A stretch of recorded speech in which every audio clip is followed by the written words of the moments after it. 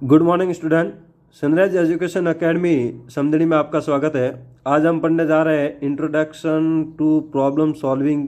Chapter था वो हमारा कंप्लीट हो गया है। उसके कुछ क्वेश्चन आंसर है वो हमें सॉल्व करना है। ठीक है, तो मैं आपको सॉल्व करवा देता हूँ।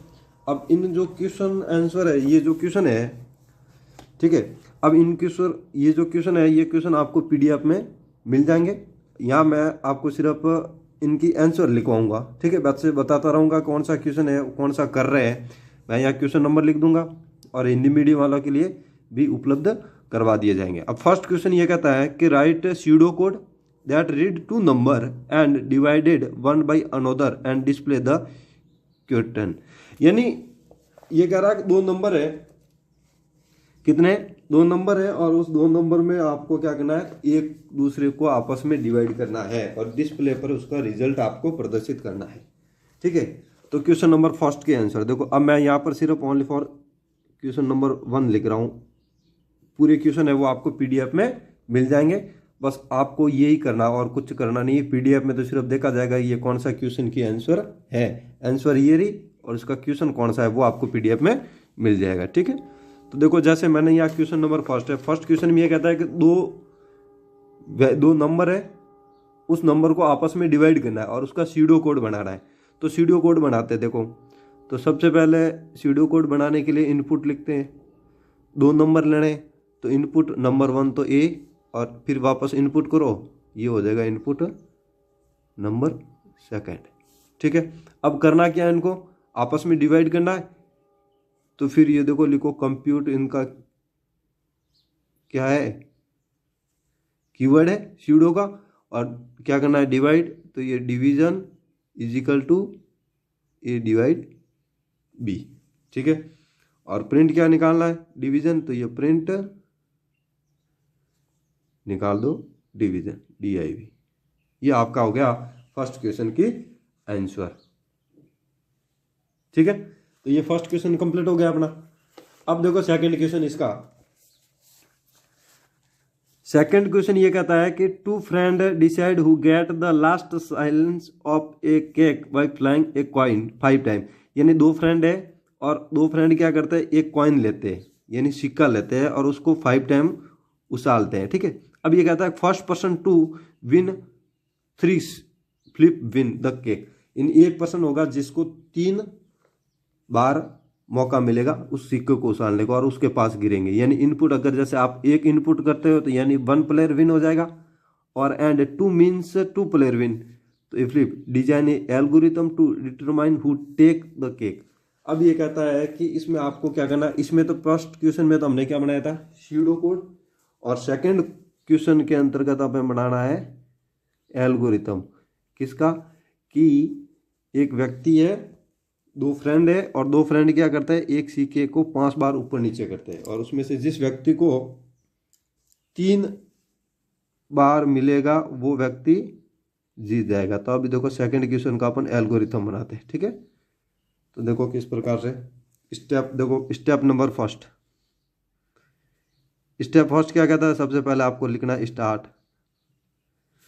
अब देखो स्टार्ट स्टेप नंबर सेकंड, यहाँ पर वेरिएबल तो होगा नहीं, दो फ्रेंड है ही है, तो यहाँ पर मान लो अपन क्या करते हैं, काउंट लगाते हैं। काउंट किस लिए लगाएंगे कि काउंट की जो वैल्यू है वो क्या है, 0 है अभी फिलहाल।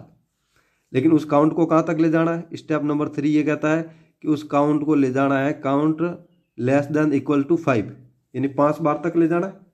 देन 5 तक जाएगा तो यहाँ पर आपका प्रिंट हो जाएगा वैल्यू ऑफ कॉइन, यानी कॉइन की वैल्यू प्रिंट हो जाएगी। ठीक है, अब इफ, अब यहां पर क्या कंडीशन थी कि 5 बार उछालते हो। अगर जैसे वैल्यू में अगर आप एक इनपुट करते हो तो वैल्यू 1 इनपुट होता है, तो इसका मतलब कौन जीतेगा, प्लेयर 1। तो यहां पर लिख देते प्रिंट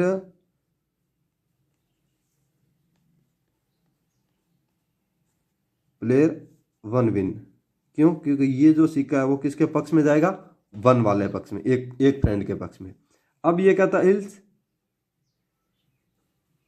अगर वैल्यू आप यहां पर 2 इनपुट करते हो, ठीक है नहीं, तो प्रिंट क्या हो जाएगा, प्रिंट हो जाएगा प्लेयर टू विन। ठीक है, और ये बात तो समझ गए कि जैसे मान लो दो फ्रेंड है, दो फ्रेंड क्या करते हैं, एक सिक्के को 5 बार उछालते हैं, तो ये उछाल दिया। अब हमारे पास काउंट की वैल्यू 0 है, यानी अभी तक हमने सिक्के को नहीं फेंका ऊपर। अब क्या होता है कि अगर जैसे आप एक इनपुट करोगे तो वो एक प्लेयर जीत जाएगा, और दूसरा प्लेयर दूसरी वैल्यू अगर आप इनपुट करोगे तो वो दूसरे प्लेयर के पक्ष में जाएगा। अब ऐसे वो कंटिन्यू चलता रहेगा। अब ये कंटिन्यू चलाने के लिए हमारे पास काउंट है, उस काउंट को क्या करना है, जो काउंट की वैल्यू है उस काउंट में एक एक जोड़ते जाओ, और ये एंड हो जाएगा इफ। ये हो गया। यानी अगर इसको समझे अपनी दूसरी भाषा में क्या है, तो किस प्रकार से देखो इधर कि जैसे ये एक सिक्का है और उस सिक्के को फर्स्ट टाइम उछालूंगा, तो मेरे पास अभी तक तो काउंट की वैल्यू क्या है, 0 है। लेकिन जैसे मैं उसको फर्स्ट टाइम उछालूंगा तो ये मतलब या तो अगर फर्स्ट टाइम उछाला तो किसके पक्ष में जाएगा, 1 प्लेयर के बाद। सेकंड टाइम उछालूंगा तो किसके प्लेयर के पास जाएगा, सेकंड बाद। फिर मैं वापस उछालूंगा तो इसके लिए काउंट की वैल्यू, यानी मुझे 0 है, फिर इसमें 1 जोड़ा तो 1 बार हुआ। फिर काउंट की वैल्यू 1 आई तो 1 में 1 जोड़ा तो 2 बार हुआ। फिर काउंट की वैल्यू 2 आई तो 2 में 1 जोड़ा तो 3 बार। तीसरी बार जब उछाला तो वो किसके पक्ष में जाएगा, 1 के पक्ष में। फिर उसके बाद तीसरी के बाद जब मैंने 1 जोड़ा तो ये किसके पक्ष में गया, फोर्थ बाल सिक्के को ऊपर फेंका तो ये 2 के पक्ष में गया। और फिर 4 + 1 गया तो हो जाएगा 5, और 5 बार जब मैं सिक्के को उछालूंगा जाएगा 1 के पक्ष में। तो इसका मतलब 1 को कितनी बार, 3 टाइम वो सिक्का मिला, तो इसका मतलब केक कौन उठाएगा, प्लेयर नंबर फर्स्ट। ठीक है, अब देखो क्वेश्चन नंबर थर्ड ये कहता है कि write the pseudo code to print all multiples of 5 between 10 and 25, यानी 10 और 25 के बीच की जितनी भी आप 5 से गुणा करते हो वो संख्या अपन को प्रिंट करनी है। लेकिन ये कहता है कि इसके अंतर्गत हमें एक चीज और चीज बताई कि इंक्लूड बोथ 10 and 25, यानी 10 और 25 भी शामिल होने चाहिए। तो देखो क्वेश्चन नंबर, इसका भी अपन को क्या बनाना है, क्वेश्चन नंबर 3 का स्यूडो कोड, यानी क्या बनाना है, स्यूडो कोड बनाना है। तो स्यूडो कोड बनाने के लिए अपन को पहला क्या करना है, इनपुट करना है। यानी अपन जैसे इनपुट करते हैं यहाँ पर इनपुट। अब हमें क्या करना है कि इसने कहा है कि भाई 2 वैल्यू है हमारे पास, यानी वैल्यू अभी तक फिलहाल तो सिर्फ यही है कि 10 से लगाकर 25 के बीच में जितने भी 5 से मल्टीप्लाई होते हैं वो सभी आपको प्रिंट करने हैं। तो यहाँ पर देखो सेट आई की वैल्यू अभी फिलहाल 0। ठीक है, अब ये कहता है एक वाइल लूप लिया, किस लिए कि i × 5, जो भी वैल्यू आएगी उसको 5 से गुणा करूंगा, लेकिन <= 25, यानी 5 और 25 के बीच में जो 25 तक के जितनी भी संख्या होगी वो सारी प्रिंट हो जाएगी। अब देखो ऐसा करने के लिए मुझे i = i + 1 और प्रिंट हो जाएगा हमारा, क्या हो जाएगा, i जो भी वैल्यू होगी उसको मल्टीप्लाई कर दो 5 से, ये प्रिंट हो जाएगा। अब किस प्रकार से इसको प्रिंट करते हैं, देखो जैसे कि एग्जाम्पल में मैं यहाँ लिख रहा हूँ i = 0 है। अब जैसे मैंने i की वैल्यू 1 दे दी, ठीक है, तो इसका मतलब क्या होगा कि जो वैल्यू हमने यहाँ पर इनपुट करवाई है तो उस i को 5 से मल्टीप्लाई करेंगे बाद 25 तक वो वैल्यू को ले जाएगा। ठीक है, और ऐसा करने के लिए i में एक एक स्टेप बढ़ते जाएंगे। जैसे i की वैल्यू 1 है तो 1 × 5 कितने हो जाएंगे, 5। फिर i की वैल्यू क्या हो जाएगी, और बढ़ जाएगी, क्योंकि i = i + 1 हो जाएगा।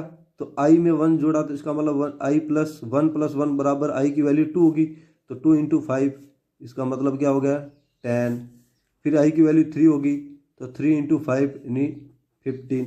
इस प्रकार से वो कहाँ तक जाएगा, लास्ट 25 तक जाएगा। यानी i की वैल्यू 5 होती, 5 × 5 होती 25 आ जाएगा, तो यहाँ आती अपना वो स्टॉप हो जाएगा। ठीक है, ये हो गया क्वेश्चन नंबर 3।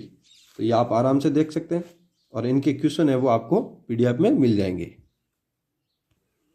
अब क्वेश्चन नंबर 5 देखो, ये कह रहा है suppose you are collecting money for some time, you need 200 in all, you ask your parents, uncles and aunt as well a grandparents, different people, many give इधर 10, 20 और even 15, you will collect till the total become 200, write the algorithm. यानी ये कह रहा है कि suppose कीजिए कि आपको 200 रुपये की जरूरत है, 200 रुपीज़ की रिक्वायरमेंट है। अब 200 रुपीज़ की रिक्वायरमेंट है तो उसमें कहता है कि अलग अलग लोग हैं वो आपको अलग अलग रुपये देते हैं, कोई 10 रुपये देगा, कोई 20 रुपये देगा, कोई 50 देगा। तो इस हिसाब से आपको कलेक्ट करने हैं टोटल कितने, 200। तो उसका अपन को एक एल्गोरिथम बनाना है। ठीक है, तो देखो इसका एल्गोरिथम बनाते हैं। क्वेश्चन नंबर हो जाएगा अपना ये 5। ठीक है, 4 क्वेश्चन है वो, उसकी थ्योरी है, इसका प्रोग्राम नहीं है। तो देखो क्या बनाना है एल्गोरिथम। तो एल्गोरिथम के लिए स्टेप फर्स्ट में क्या अपना स्टार्ट, स्टेप सेकंड में क्या है कि वैल्यू को अपन सेट कर देते हैं, सेट वैल्यू, क्योंकि अभी तक तो हमारे पास जैसे आई की वैल्यू नहीं, हमें कलेक्ट करना है कितने, 200 करना है, लेकिन अभी तक हमारे पास कलेक्ट है वो 0 है। अब ये क्या था स्टेप नंबर 3, अगर इफ आई की वैल्यू मुझे कहाँ तक ले जानी, लेस देन इक्वल टू 200, तो then I is equal to 20, या फिर इल्स करके आई इज इक्वल टू 20, यानी यह हो जाएगा आई इज इक्वल टू 10 या आई इज इक्वल टू 20। ठीक है, यानी कभी 10 रुपीज़ प्रिंट करेंगे, कभी 20 रुपीज़ करेंगे, और फिर इसको आगे चलाने के लिए किस प्रकार से होगा कि I is equal to I plus 1। ठीक है, ये कंटिन्यू चलता रहेगा। ये हो जाएगा अपना 5th क्वेश्चन। अब देखो क्वेश्चन नंबर 6। क्वेश्चन नंबर 6 ये कहता है कि write the pseudo code to print the bill depending upon the price and quantity. यानी किस पर डिपेंड है बिल है, वो आपके क्वांटिटी और प्राइस पर डिपेंड है, कि जिसकी प्राइस होगी फिर उसके बाद कितनी क्वांटिटी, उसके आधार पर अपना बिल बनेगा ऑफ आइटम का। ठीक है, अब ये कहता है आल्सो प्रिंट, यानी आपको प्रिंट करना है bill GST which is the bill after adding 5% of tax in the total bill. यानी जितना टोटल बिल होता है उस टोटल बिल में आपको 5% है वो ऐड करना है। अब देखो बेटा क्वेश्चन नंबर 6 क्वेश्चन में क्या है कि आपको स्यूडो कोड बनाना है। अब इसके अंतर्गत 2 चीज इनपुट हो जाएगी। पहली चीज तो क्या इनपुट होगी, प्राइस क्यों इनपुट होगी, क्योंकि जैसे मान लो उस आइटम की प्राइस क्या है। फिर सेकंड नंबर पे इनपुट हो जाएगी आइटम कितना ले रहे हो, जैसे मान लो आपने ले ली क्वांटिटी, तो ये 2 चीज होगी। अब इन दोनों चीजों पर ही बिल बनेगा। अब करना क्या है, जैसे टोटल बिल बनाना है तो ये कंप्यूट। अब कंप्यूट में ये कहता है कि आपको क्या करना है, जैसे टोटल बिल लेना है, टोटल बिल कैसे निकलेगा, इजिकल टू जो प्राइस है उस प्राइस को किसे मल्टीप्लाई कर देंगे, इस क्वांटिटी से, ये क्वांटिटी।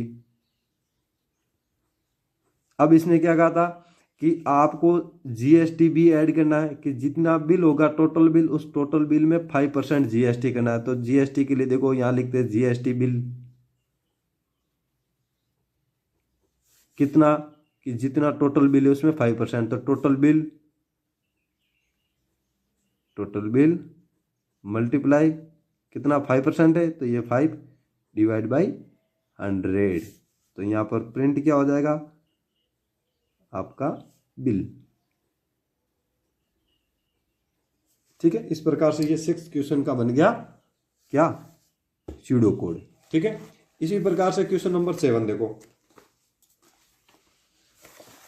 देखो क्वेश्चन नंबर 7 क्या कहता है कि write pseudo code that will perform following. यानी कि इसमें ये कहता है कि read the marks of 3 subject, यानी 3 सब्जेक्ट है उसके मार्क्स को रीड करने, जिसमें computer science, mathematics and physics है, वो किस में मिल रहा है, आउट ऑफ 100 के। फिर पहला क्वेश्चन दिए कि उसमें आपको 3 सब्जेक्ट इनपुट करना है। थर्ड नंबर पे ये कहता है कैलकुलेट द एग्रीगेट मार्क्स, यानी उन सभी मार्क्स की आपको क्या करना है, सम करना है। और फिर calculate the percentage of marks, sum करने के बाद इनका परसेंटेज निकालना है। तो देखो अपन को करना क्या है, क्वेश्चन नंबर 7 ये कहता है कि हमें स्यूडो कोड बनाना है। अब स्यूडो कोड बनाने के लिए ये कहता है कि सबसे पहले आपको तो 3 सब्जेक्ट इनपुट करने हैं। तो सबसे पहला देखो स्यूडो कोड के लिए इनपुट इनपुट के लिए 3 सब्जेक्ट, जैसे सबसे पहले मैथ्स यानी मैथमेटिक्स, फिर इनपुट, और इनपुट में सेकंड सब्जेक्ट दिया उन्होंने कंप्यूटर, और फिर एक और सब्जेक्ट इनपुट किया और वो इनपुट ले लिया हमने केमिस्ट्री या कुछ भी ले लो, ठीक है। 3 सब्जेक्ट हो गए। अब इन 3 सब्जेक्ट का उसने क्या क्या करना क्या है कि aggregate of marks, in 3 he subject को के मार्क्स को क्या करना है, जोड़ना है। तो यहाँ पर वो कंप्यूट और कंप्यूट करके लिखो सम बराबर math plus computer plus chemistry, हो गए, तीनों हो गए। अब क्या करना है आपको, जैसे कंप्यूट करना है और क्या करना है, ये तो हो गया अपने सम निकालने। अब इसके परसेंटेज निकालने हैं, तो परसेंटेज कैसे निकालेंगे वो आपको पता ही है कि टोटल नंबर यानी सम जो आएगी उसमें अपन क्या करेंगे, किसका डिवाइड करेंगे 300, क्योंकि आउट ऑफ 100 एक सब्जेक्ट के थे, 3 सब्जेक्ट तो 300, और फिर उसको बाद मल्टीप्लाई कर देंगे 100 से। अब आपको प्रिंट क्या करना है, जैसे अगर आपको टोटल नंबर प्रिंट करने हैं तो सम, और अगर आपको टोटल नंबर प्रिंट नहीं करने और आपको परसेंटेज प्रिंट करना है तो प्रिंट परसेंटेज। तो ये सब प्रिंट हो जाएंगे, ठीक है। अब देखो क्वेश्चन नंबर 8 कहता है कि write an algorithm to find the greatest among 2 different number enter by user. वैसे ये हमने किया भी है, कब किया, जब हमने एक फ्लो चार्ट बनाया था उस टाइम, तो हमने इसका फ्लो चार्ट बनाया था लेकिन इसका हमने एल्गोरिथम नहीं बनाया था। तो अब एल्गोरिथम बना देते हैं कि किस प्रकार से 2 नंबर यूजर एंटर करता है और फिर उसमें से 2 में से सबसे बड़ा नंबर कौन सा है। तो देखो हम इसका एल्गोरिथम बनाते हैं क्वेश्चन नंबर 8 का। तो देखो लिखो क्वेश्चन नंबर 8 है और उस 8 का एल्गोरिथम बनाते हैं। तो सबसे पहले तो क्या करेंगे, एल्गोरिथम बनाने के लिए स्टेप नंबर फर्स्ट, और स्टेप फर्स्ट एल्गोरिथम का क्या होता है, हमेशा स्टार्ट ही होता है। फिर स्टेप सेकंड क्या होता है एल्गोरिथम का, कि उसके अंतर्गत वेरिएबल को डिक्लेयर करनी होती है। तो लिखो डिक्लेयर द वेरिएबल, ये हमेशा यही ऑप्शन रहा है, तो ए और बी यानी फर्स्ट और सेकंड। फिर स्टेप नंबर 3 क्या करता है कि डिक्लेयर करने के बाद वेरिएबल को रीड करेगा, तो ये रीड द वेरिएबल, और किसको रीड करेंगे, ए और बी। और इसके अंदर एक और चीज डिक्लेयर हो जाएगी, वो एंड करके यहाँ लिखना। आपको क्या करना है, जैसे लार्जेस्ट नंबर लेना है तो LARG लार्जेस्ट, ठीक है।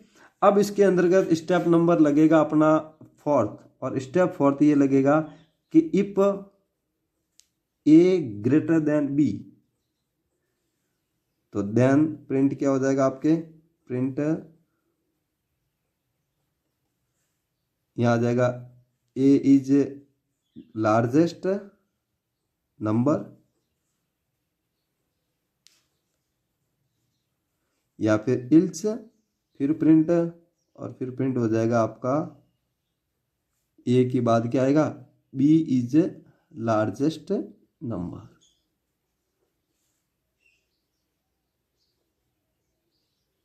अब स्टेप नंबर 4 तो हो गया। स्टेप नंबर 5 कहता है इसको करेंगे स्टॉप। ये रह जाएगा अपना एल्गोरिथम, ठीक है।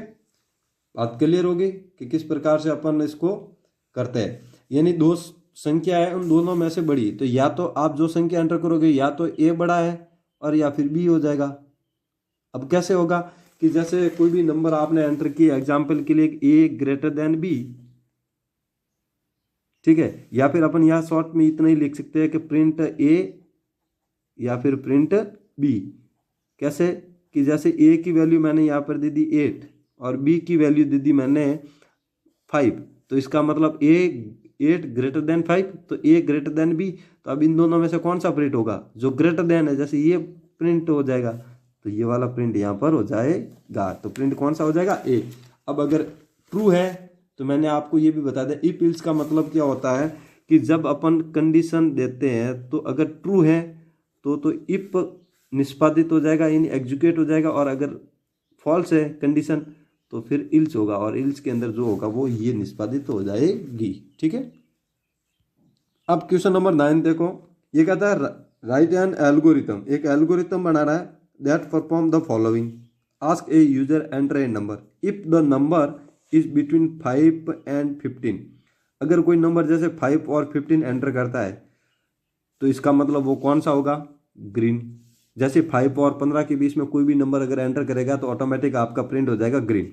लेकिन ये कहता है if the number is between 15 to 25, अगर कोई व्यक्ति 15 और 20 25 15 और 25 एंटर करता है 15 और 25 के बीच में, तो इसका मतलब द वर्ड ब्लू, यानी तो प्रिंट क्या हो जाएगा? ब्लू।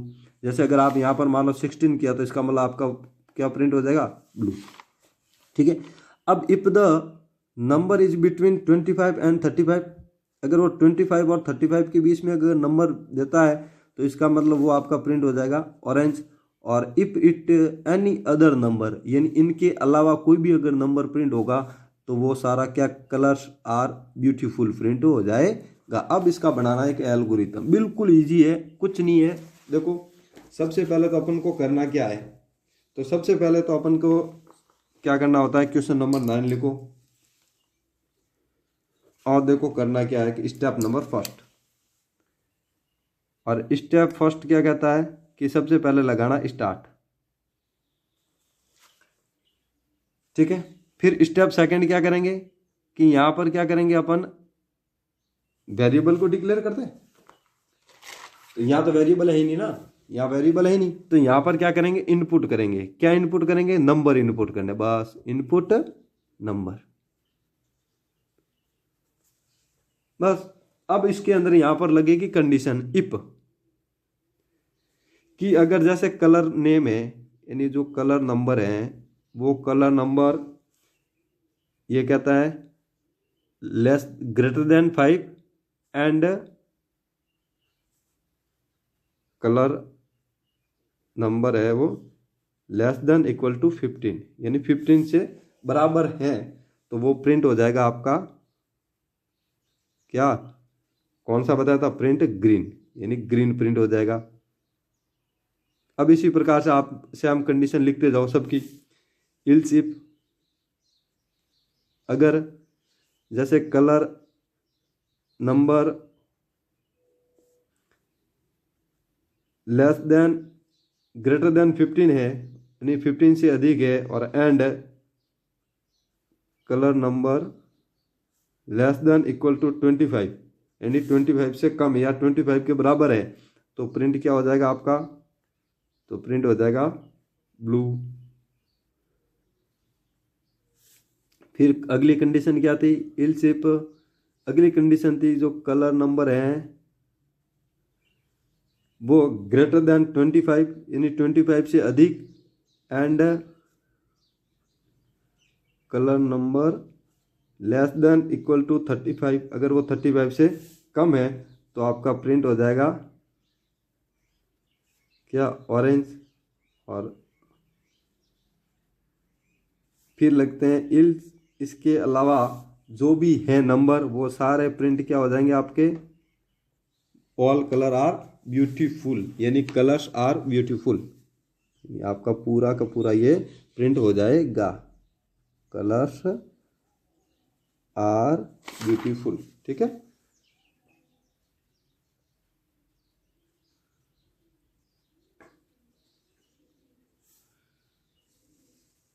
ठीक है, ये प्रोग्राम हो गया। और स्टेप नंबर जो अपना लास्ट आएगा वो क्या हो जाएगा? स्टेप नंबर 3 वो हो जाएगा स्टॉप।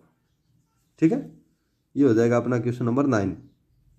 देखो क्वेश्चन नंबर 10 क्या कहता है कि write an algorithm that accept four number, यानी फॉर नंबर को इनपुट करना है एल्गोरिथम में, तो as input and find the largest and smallest of them, यानी कोई 4 नंबर इनपुट करने हैं और उन 4 नंबरों में से आपको क्या करना है? लार्जेस्ट और स्मॉलेस्ट, यानी बड़े और छोटे संख्या निकालनी है। तो इसी पहले हमने देखो 8th वाला क्वेश्चन किया था। 8 में क्या किया था? फाइंड द ग्रेटेस्ट, यानी 2 नंबर को इनपुट किया था, लेकिन यहाँ पर क्या करेंगे? टोटल पूरे 4 नंबर इनपुट करने। देखो बिल्कुल इजी है, आप समझो। तो देखो सबसे पहले क्वेश्चन नंबर अपना आ जाएगा 10। ठीक है, अब उसकी आंसर क्या करना है? एल्गोरिथम बनाना है। तो स्टेप नंबर फर्स्ट क्या कहता है? इन स्टार्ट, स्टेप नंबर सेकंड क्या आएगा, डिक्लेयर वेरिएबल कितनी लेनी है, 4, declare variable A B C D and largest. ठीक है, अब इसके अंतर्गत क्या करना है, स्टेप नंबर 3 क्या कहेगा कि वेरिएबल को रीड करो, तो यहां लिखो रीड वेरिएबल। 3 ही वेरिएबल है, 4 वेरिएबल को रीड करना, 4 तो अपन को ज्ञात निकालनी, तो ए बी सी और डी। अब करना क्या है, अब देखो आपस में इनको कंपेयर करते हैं, तो स्टेप नंबर 4 कंपेयर करेंगे। कंपेयर कैसे करेंगे, पहले तो करते हैं if A greater than B, A greater than B, तो देन प्रिंट क्या हो जाएगा, तो यहां पर लिख सकते हैं अपन LARG largest is equal to A, या फिर इल्स करके यहां लिख दो LAR largest is equal to B. ठीक है, ओके। अब यहां पर लगेगा इफ, और कोष्टक में लिखते लार्ज, ये वाला सिंबल जो अपने ये वाला जो ग्रेटर देन है, यानी लार्ज बी, ए और बी हो गया। अब किसको कंपेयर करना, सी को, किसे, जो लार्ज आएगा उससे सी से कंपेयर करेंगे। यानी जैसे मान लो कोई भी लार्ज आए, जैसे ए आया तो ए को सी से कंपेयर करेंगे, बी आता तो बी को सी से कंपेयर करेंगे, तो लार्ज ए, तो देन प्रिंट क्या हो जाएगा, लार्ज सी, इसमें से सी प्रिंट निकल जाएगा। ठीक है, अब इफ लार्ज ग्रेटर देन क्या रह गया, ए बी सी हो गया, अब डी रह गया, तो डी, तो देन प्रिंट क्या हो जाएगा आपका डी।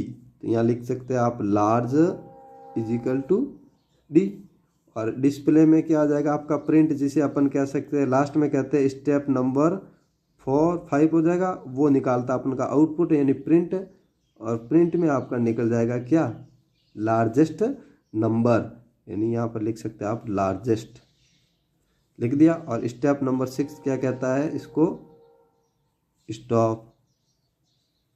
अब ऐसे कैसे आप स्मॉलेस्ट का भी कर सकते हो, फर्क क्या है कि यहाँ पर सिंबल चेंज हो जाएंगे, ये इस प्रकार का लगता है और स्मॉलेस्ट में इस प्रकार का लग जाएगा, और जहाँ लार्जेस्ट नंबर आ रहा है वहाँ स्मॉल नंबर आ जाएंगे, बाकी सेम टू सेम प्रिंट करना है। तो देखो इसी का ये तो था फर्स्ट, इसी का, और इसी का सेकंड है स्मॉलेस्ट नंबर का। देखो आप देखो 10th का सेकंड, 10th का सेकंड क्या कहता है कि स्मॉलेस्ट नंबर का निकालना है। तो स्टेप नंबर फर्स्ट क्या कहता है कि स्टेप नंबर फर्स्ट ये कहता है कि पहले तो स्टार्ट। स्टेप नंबर सेकंड क्या कहता है, वेरिएबल डिक्लेयर, तो डिक्लेयर द वेरिएबल कितनी, 4, ए बी सी डी, और एंड में क्या लिखना है, स्मॉल। ठीक है, चलो स्टेप नंबर 3 क्या कहेगा कि रीड करनी है, रीड वेरिएबल ए कॉमा बी कॉमा सी और डी। ठीक है, ये हो गई। अब स्टेप नंबर 4 क्या कहेगा कि स्टेप नंबर 4 में हमने यहाँ पर कंपेयर करना, तो if A less than B, तो यहाँ पर प्रिंट क्या हो जाएगा आपका, यहाँ पर प्रिंट हो जाएगा अपना देन स्मॉल ए, और अगर स्मॉल ए प्रिंट नहीं होता है तो फिर यहाँ इल्स लगाओ और यहाँ पर लिखो स्मॉल बी, फिर वापस इफ लगा, और ये कहता है जो स्मॉल है जो भी वैल्यू आएगी उसको लेस देन करेंगे किसे, सी से कंपेयर, तो यहाँ पर स्मॉल हो जाएगा सी, फिर वापस इफ लगाओ, और फिर ये कहता है कि जो स्मॉल आएगा उस स्मॉल को कंपेयर करेंगे किसे, डी से, और फिर अगर वो प्रिंट क्या हो जाएगा, स्मॉल डी। और लास्ट जो अपना स्टेप नंबर 5 है वो क्या करेगा, स्टेप आउटपुट निकालता है यानी प्रिंट, ये प्रिंट, और प्रिंट में क्या निकलेगा अपन का स्मॉल, और फिर स्टेप नंबर 6 क्या कहता है, स्टॉप, ये स्टॉप। ठीक है, इस प्रकार से ये 10th का सेकंड हो गया। अब देखो क्वेश्चन नंबर 11, ये कहता है write an algorithm to display the total water bill charge, यानी आपको टोटल वाटर बिल चार्ज निकालना है। ये कहता है the month depending upon the number of units consumed by the customer as per the following criteria, यानी आपको water bill का एक, जैसे मंथली आपका कितना वाटर बिल आता है वो उसके हिसाब से निकालना। उसमें कहा अगर आप फर्स्ट 100 यूनिट यूज़ करते हैं तो पर यूनिट आपको 5 रुपये देने। अगर आप उसे नेक्स्ट 150 यूनिट अगर यूज़ करते हो तो फिर आपको पर यूनिट के 10 रुपये देने हैं। और फिर बाद में कहा अगर आप 250 यूनिट यूज़ करते हो मोर देन 250, तो फिर आपको 20 रुपीज़ पर यूनिट देने। और उसमें ये कहता है कि add metre charge 25 per month to calculate the water bill, यानी वाटर बिल को कैलकुलेट करना है। तो हमें यहाँ पर ये पता लग गया कि वाटर बिल को कैलकुलेट करना है ना, तो पहले तो सबसे पहले क्या करना है कि क्वेश्चन नंबर यहाँ लिख दीजिए अपना, कौन सा है 11। अब करना क्या है इसका कि एल्गोरिथम बनाना। तो स्टेप नंबर फर्स्ट क्या करेंगे, स्टार्ट। फिर स्टेप नंबर सेकंड क्या करेंगे, यहाँ पर वेरिएबल डिक्लेयर होगी। तो यहाँ वेरिएबल तो हमें पता है कि क्या करना है, बिल प्रिंट करना है। अब ये कैसे है कि मंथ वाइज है ना, तो यहाँ पर अपन करते हैं इनपुट, और यहाँ लिखेंगे इनपुट में क्या लिखेंगे, टोटल नंबर ऑफ यूनिट, यानी आपके टोटल नंबर कितने आते हैं, टोटल नंबर ऑफ यूनिट्स, यानी आप मंथली कितना यूज़ करते हैं वो आपको एंटर करना है।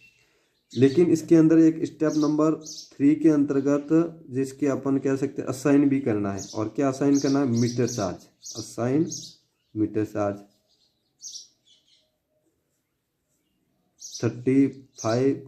75 रुपीज़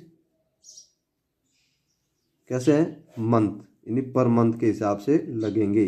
ठीक है नी, ठीक है। अब स्टेप नंबर हो जाएगा अपना 4, और स्टेप नंबर 4 में क्या करेंगे, यहाँ पर कंपेयर करेंगे इफ। अब ये कहता है कि नंबर ऑफ यूनिट्स, अगर number of units less than equal to 100 है तो फिर आपका चार्ज कितना लगेगा, चार्ज लग जाएगा आपके नंबर ऑफ यूनिट्स के प्रति 5 रुपये एक यूनिट्स के। ठीक है। अब इफ अगर आपके नंबर ऑफ यूनिट्स हैं तो यहाँ देन लिख दीजिए, यानी अगर number of units greater less than equal to 150 rupees हैं तो देन तो आपका चार्ज लग जाएगा कितना, is equal to number of units का 10 रुपीज़। और इफ अगर आपके number of units greater than है, यानी ग्रेटर देन 250 रुपीज़ हैं, तो फिर आपके यहाँ मीटर चार्ज लग जाएगा, चार्ज लग जाएगा नंबर ऑफ यूनिट्स @ 20 रुपीज़। यानी जिस प्रकार से जो कंडीशन अप्लाई होगी उस कंडीशन को, जैसे आप यहाँ पर नंबर टोटल नंबर एंटर करोगे 5, या मतलब यहाँ पर आप करोगे टोटल नंबर एंटर 200, तो वो 200 है तो 200 के मतलब किसे मल्टीप्लाई करेगा, 20 से। ठीक है। अब आपको क्या करना है, इसमें स्टेप नंबर 5 में क्या करेंगे, प्रिंट निकालना है। क्या कि जो बिल है वो टोटल बिल, और टोटल बिल कैसे प्रिंट निकलेगा कि टोटल बिल है वो कैसे प्रिंट निकलेगा, is equal to charge plus meter charge.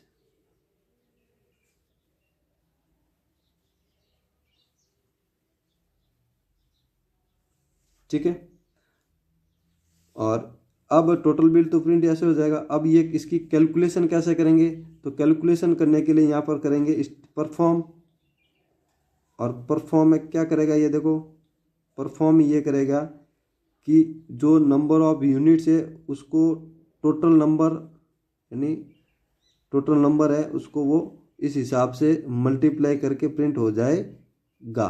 ठीक है, पर यूनिट के हिसाब से। ठीक है। तो अब यहाँ पर टोटल बिल हो गया कि चार्ज प्लस मीटर चार्ज हो जाएगा, और फिर उसके बाद स्टेप नंबर 6 पे क्या हो जाएगा, प्रिंट टोटल बिल। ठीक है नी, यानी यहाँ पर टोटल बिल आपका हो जाएगा प्रिंट, और टोटल बिल प्रिंट होने के बाद स्टेप नंबर 7 क्या हो जाएगा, स्टॉप। ठीक है। ये हो गया अपना क्वेश्चन नंबर 11 को सॉल्व करने का तरीका।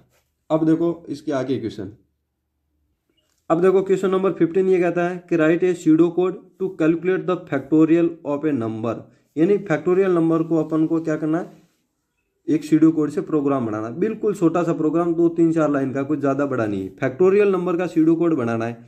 तो सीडो कोड जब अपन बनाते हैं तो देखो किस प्रकार से बनाते हैं।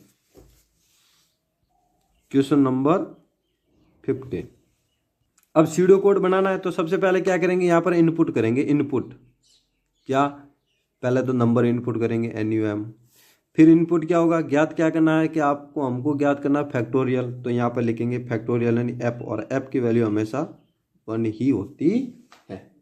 ठीक है, फिर इसके बाद एक चीज हो जाएगी यहाँ पर, enter the value of n, यानी वैल्यू ऑफ नंबर, यानी नंबर की यहाँ पर वैल्यू एंटर करनी पड़ेगी। फिर क्या करेंगे, यहाँ पर चेक करेंगे इसको कि किस प्रकार से होता है कि check whether n greater than 1, तो if not then f is equal to 1, तो if yes then f is equal to f multiply n। ठीक है, अब इसमें क्या होगा कि जैसे decrease the value of n by 1। ठीक है, फिर उसके बाद ये repeat step 4 and 5 until n is equal to 0, n is equal to 1, print f। अब देखो इसका समझा देता हूँ मैं, फिर बाद में आपको समझ में आ जाएगा कि किस प्रकार से अपन को इसका सॉल्यूशन निकालना होता है। अब जैसे ये समझो, सबसे पहले क्या नंबर इनपुट किए, जैसे एग्जांपल के लिए मैंने यहाँ 5 इनपुट कर दी। क्या इनपुट किए 5। अब ये कहता है कि नंबर इनपुट करेंगे, फिर उसको अपन क्या करेंगे, एफ भी हमने डिक्लेयर कर दिया। अब डिक्लेयर करने के बाद ये कहता है कि वैल्यू एंटर करेंगे, जैसे मैंने वैल्यू 5 एंटर कर दी। अब ये क्या करेगा कि इस चेक करेगा किसको, यानी नंबर, यानी ये n का मतलब होता है नंबर, n ग्रेटर देन 1।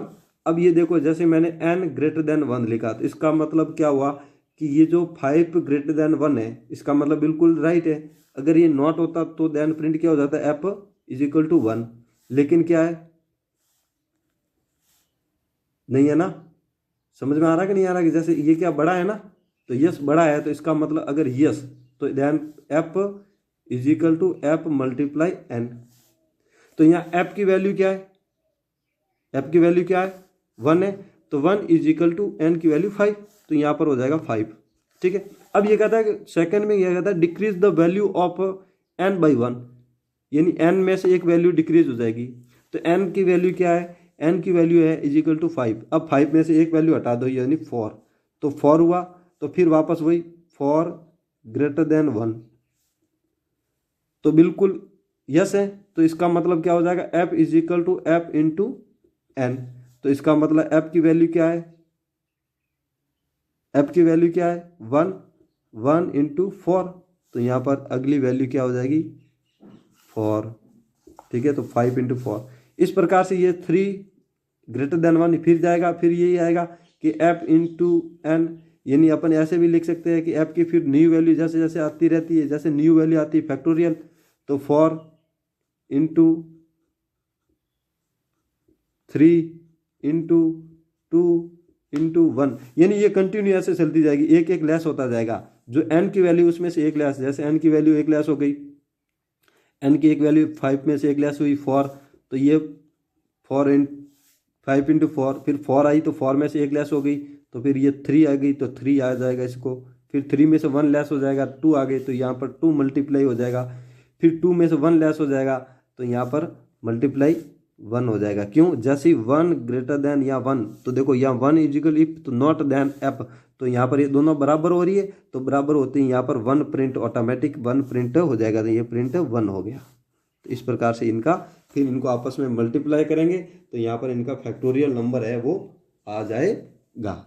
ठीक है, अब ये कहता है कि एक फ्लो चार्ट बनाओ जिसमें से आपके जो नंबर दिए हुए हैं, given number is an Armstrong number, ये वो आर्मस्ट्रॉन्ग नंबर है या नहीं। The Armstrong number of 3 digit is an integer such that the sum of the cube of its digit is equal to the number of itself. For example, ये अपने example से देखते हैं कि ये आर्मस्ट्रॉन्ग नंबर है या नहीं। तो देखो, अब पहली बात तो आर्मस्ट्रॉन्ग नंबर होते क्या है वो देखने। आर्मस्ट्रॉन्ग नंबर में क्या होता है कि वो 3 नंबर हैं, जैसे यहाँ इन्होंने अपने बुक में एक एग्जाम्पल दे दिया है 371। अब इसके आर्मस्ट्रॉन्ग नंबर देखने। आर्मस्ट्रॉन्ग नंबर क्या होता है कि इन तीनों नंबर को तो पहले अलग कर देते हैं, यानी जब मैं इन तीनों का क्यूब निकालूंगा और क्यूब निकालने के बाद उनको आपस में जोड़ूंगा, तो जोड़ने के बाद भी अगर ये टोटल आती है तो इसका मतलब वो नंबर क्या है, आर्मस्ट्रॉन्ग नंबर है। तो जैसे 3 का क्यूब प्लस 7 का क्यूब प्लस 1 का क्यूब। अब देखो यहाँ पर अपन एग्जाम्पल लेते हैं कि 3 का क्यूब। तो 3 का क्यूब कितना होता है, ये आपको पता है कि 3 इंटू 3 इंटू 3, 3 को 3 बार करना है। तो 3 बार करेंगे तो हमारे पास इसका जो नंबर है वो आ जाएंगे हमारे पास कितने, 27। फिर उसके बाद प्लस करेंगे और ये जो 7 है उस 7 को 3 बार मल्टीप्लाई करेंगे। 7 को 3 बार मल्टीप्लाई करने पर हमारे पास इसकी जो वैल्यू है वो आ जाएगा 343 प्लस, फिर उसके बाद 1 को अगर 3 बार करें तो 1 ही रहता। अब इन तीनों को आपस में जोड़ो, अगर आपस में जोड़ने पर ये वाली वैल्यू आती है तो इसका मतलब ये नंबर आर्मस्ट्रॉन्ग नंबर है। तो देखो इनको आपस में जोड़ते हैं, जोड़ने के बाद हमें पता लगा कि ये वैल्यू बिल्कुल सही है क्योंकि इनकी वैल्यू है वो 371 आ रही है। देखो आ रही है कि नहीं आ रही। इसी प्रकार 153 का अगर लें तो जैसे 1 का क्यूब, फिर 5 का क्यूब और फिर 3 का क्यूब। तो 3 का क्यूब 27 ही होता है। फिर 5 को 3 बार मल्टीप्लाई करेंगे तो 125 आ जाएगा और 1 का 1 ये है ना। फिर उनको आपस में जोड़ो, देखो जैसे 1 प्लस 125 प्लस 27 तो यानी 153। तो ये भी आर्मस्ट्रॉन्ग नंबर है। अब इसका एक फ्लो चार्ट बनते हैं कि किस प्रकार से इसका फ्लो चार्ट बनाया जाता है। तो सबसे पहले क्या करना है, फ्लो चार्ट बनाने के लिए क्वेश्चन नंबर लिख दीजिए। ये क्वेश्चन नंबर था अपना 16। क्वेश्चन नंबर क्या है, 16। ठीक है। अब सबसे पहले तो क्या करेंगे, फ्लो चार्ट बनाने के लिए यहाँ स्टार्ट, फिर यहाँ कर क्या करते हैं, अपने यहाँ पर कुछ वेरिएबल है उनको डिक्लेयर करेंगे, ठीक है नहीं, यानी अपन को क्या क्या वेरिएबल इसकी में ज़रूरत पड़ेगी। तो सबसे पहले तो हम इनपुट करना है एक तो एन किस लिए हो जाएगा, नंबर के लिए। फिर यहाँ पर इंटीजर वैल्यू लेनी, और इंटीजर वैल्यू में आपको लेनी एक तो सम, यानी जोड़ने के लिए उसकी वैल्यू 0 रहेगी। फिर यहाँ पर एक लेना टेम्प क्यों लेंगे, क्योंकि यहाँ पर परमानेंट वैल्यू को स्टोर करवाने के लिए। और फिर एक ले जाएंगे आर का मतलब रिमाइंडर, ठीक है। फिर यहाँ पर वो टेम्प है, यहाँ पर अपने जो टेम्प लिया था उस टेम्प की वैल्यू हमेशा किस में रहेगी, जो एन वाली वैल्यू होगी उसको टेम्प में स्टोर कराएंगे परमानेंटली, जिससे कि कभी एक वैल्यू है वो चेंज नहीं होगी। चलो एन की वैल्यू है वो टेम्प में करवा दी। अब यहाँ पर मैं एक कंडीशन अप्लाई करता हूँ। तो कंडीशन अप्लाई करने के लिए हमें पता है कि यहाँ पर एक इस प्रकार का एक बॉक्स बनाते हैं और उस बॉक्स में लिखते हैं कि इफ एन ग्रेटर देन 0, अगर 0 से वो अगर अधिक है तो यहाँ पर चला जाएगा यस में, और अगर वो नहीं है तो फिर चला जाएगा नो में। तो देखो कैसे, यस में जब वैल्यू गई तो इसके अंतर्गत क्या होगा कि अपन इसको कैलकुलेशन करेंगे, और कैलकुलेशन में देखो कैसे करते हैं। एक इस प्रकार सा बॉक्स बनेगा और वो कैलकुलेशन इस प्रकार से होगी कि जो आर है, आर किस लिए ले रहे थे अपन, रिमाइंडर के लिए। तो रिमाइंडर इजिकल टू जो एन है उस एन को ये रिमाइंडर के लिए सिंबल करते हैं और उसको डिवाइड करेंगे 10 से, ठीक है। फिर ये एन क्यों ले रहे हैं कि एन की न्यू वैल्यू लेने के लिए, तो न्यू एन बट्टा 10, ठीक है। और सम कैसे होता था कि सम बराबर जो अपने सम है उस सम में प्लस कर दो रिमाइंडर का क्यूब, और ये प्रक्रिया तब तक आपके कहते हैं ना जारी रहेगी जब तक यहाँ पर वैल्यू एन की वैल्यू क्या नहीं हो जाती, 0 नहीं हो जाती, तब तक ये चलता रहेगा, ठीक है। और अगर वो नहीं होता नो तो क्या करना होता है, तो यहाँ पर एक फिर वापस कंडीशन अप्लाई होगी, और वो कंडीशन क्या अप्लाई होगी, देखो अगर वो बड़ा नहीं है और इसके इक्वल आ जाता है तो इक्वल आते ही ये नो आ जाएगा, और नो होते ही यहाँ पर इफ, और जो सम है उस सम को कंपेयर किससे करेंगे, टेम्प से, मतलब जो सम या आई और उसको अपन टेम्प की वैल्यू को आपस में कंपेयर करेंगे, और कंपेयर करते ही अगर वो दोनों आपस में कंपेयर हो रही है तो यस यस होती है, तो इसका मतलब वो नंबर प्रिंट हो जाएंगे कैसे, आर्म स्ट्रॉन्ग, यानी यहाँ पर नंबर प्रिंट हो जाएंगे, ये हो जाएंगे आर्म स्ट्रॉन्ग। और अगर वो नहीं है तो यहाँ पर हो जाएगा नॉट आर्म स्ट्रॉन्ग, यहाँ लिख दीजिए नॉट आर्म स्ट्रॉन्ग, और फिर हो जाएगा ये आपस में स्टॉप।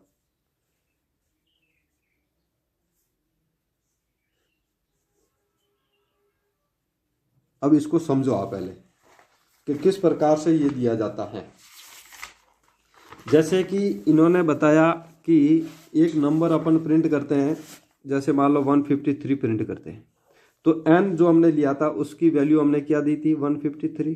अब हमारे पास क्या था, एक तो सम था, एक टेम्प था और एक था r। तो जो n की वैल्यू वो कि वो टेम्प की वैल्यू है, ठीक है। अब मैंने यहाँ पर n ग्रेटर देन 0 कहा था, तो 150 ग्रेटर देन 0। अब ये हमें पता है कि 0 से तो ज़्यादा अधिक है। अब जब अधिक होगा तो इसके अंतर्गत एक हमने कहा था कि एक कंडीशन अप्लाई होती थी, और वो कंडीशन ये होती थी कि r is equal to R N बट्टा एन रिमाइंडर 10, और एक था n की न्यू वैल्यू के लिए n बट्टा n 10 हो जाता था। और फिर उसके अंतर्गत जोड़ते थे कि जो सम है उसमें से जो रिमाइंडर रहेगा उसको अपन प्लस करके 3 से डिवाइड करेंगे, तो सम की वैल्यू अभी तो क्या है 0 है, ठीक है। तो अब हमें पता लगा कि हमारे पास जो वैल्यू है वो 153 है। अब मैं जब 153 को 10 से डिवाइड करूंगा तो n की वैल्यू क्या रह जाएगी 15,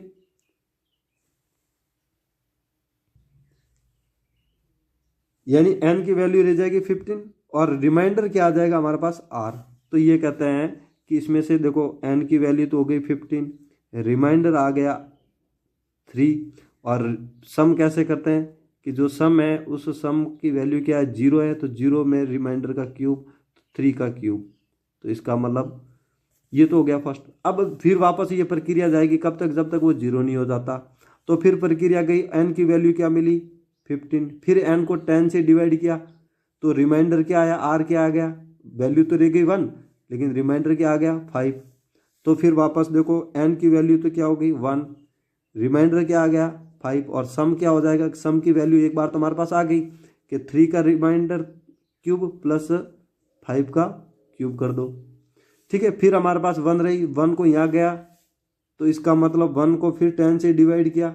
अब 10 से डिवाइड करने के बाद हमें पता लगा कि ये कितनी बार गया 1 बार, ठीक है। तो 1 गया तो इसका मतलब रिमाइंडर क्या रह गया 1 रह गया। तो यहाँ पर जो n की वैल्यू तो हो जाएगी 0, रिमाइंडर में रह जाएगा 1।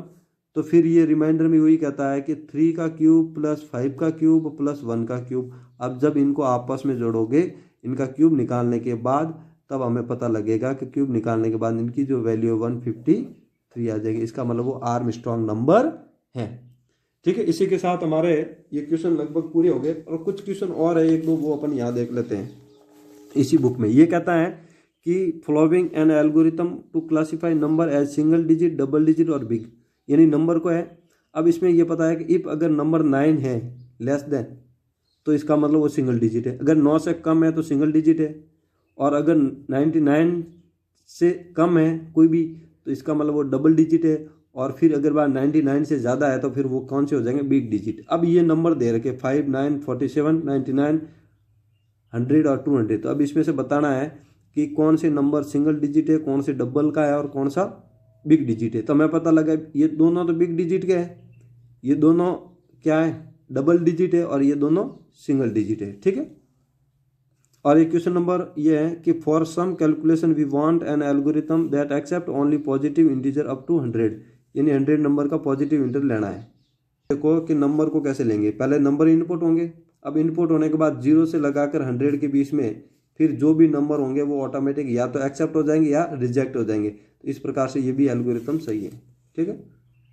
अब हमने इसे वीडियो के अंतर्गत जितने भी क्वेश्चन थे वो सारे सॉल्व कर दिए। अब इन क्वेश्चन है वो आपको PDF मिल जाएंगे। अगर इसमें किसी भी प्रकार का आपको समझ में नहीं आता है तो मेरे नंबर पे आप मुझे पर्सनल मैसेज कर सकते हो, मैं उसका समस्या का समाधान कर दूंगा। और फिर भी समझ में नहीं आया तो अपने स्कूल में डाउट क्लास लगती है, स्कूल पे आओ और उस समय अपन इसको क्लियर कर देंगे। Thank you.